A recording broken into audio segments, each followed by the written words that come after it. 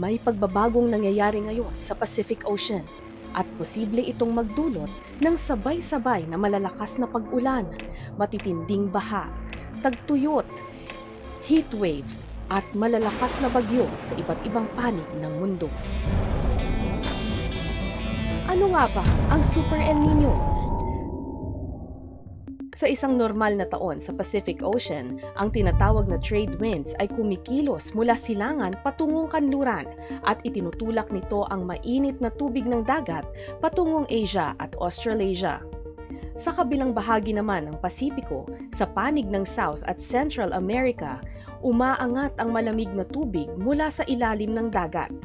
Dahil mainit ang tubig sa kanluran, mas mataas ang temperatura ng hangin, dahilan para magkaroon dito ng mas maraming pag-ulan. Pero ang sistemang ito, binabago ng El Nino. Pinapahina ng El Nino ang trade winds, kaya ang mainit na tubig ay hindi masyadong naitutulak pa kanluran.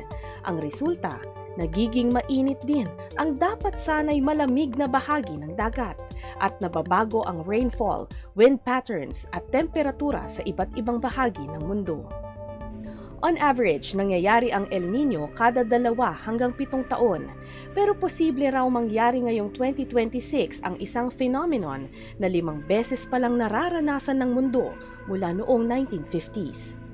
Ito ang Super El Nino. Nangyayari ang Super El Nino kapag tumataas ang temperatura sa Pacific Ocean nang hindi bababa sa 2 degrees Celsius above average. Batay sa prediction ng National Oceanic and Atmospheric Administration nitong April 9, may 61% chance na magkaroon ng El Nino ngayong taon at may 1 in 4 chances na ito'y maging very strong o Super El Nino. Posible itong mabuo sa May hanggang July, tumagal hanggang sa pagtatapos ng 2026 at pinangangambahang magdulot ng record-breaking na init ngayong 2026 o sa 2027. Kabilang sa mga posibleng epekto nito ang matindi at pangmatagalang tagtuyot sa Southeast Asia at Australia, malalakas na pag-ulan at flash floods sa ilang bahagi ng South America at mas malalakas na bagyo sa Hawaii, Japan, China at Pilipinas. Ayon sa mga eksperto, posible pang mabago ang forecast. Gayunman, nasa El Nino Watch na ang pag-asa. Maigi raw na ngayon pa lang, paghandaan na ang posibleng epekto ng El Nino sa agrikultura, water at energy supply, at sa kaligtasan at kalusugan ng publiko.